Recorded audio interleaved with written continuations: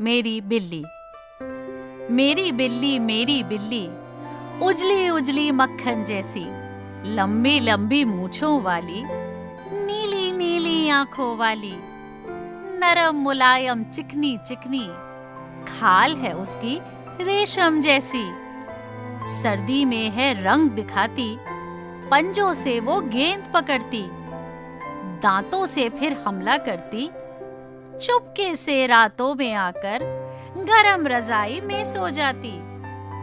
मेरे जागने से पहले ही सुबह सवेरे छू हो जाती। मेरी बिल्ली मेरी बिल्ली।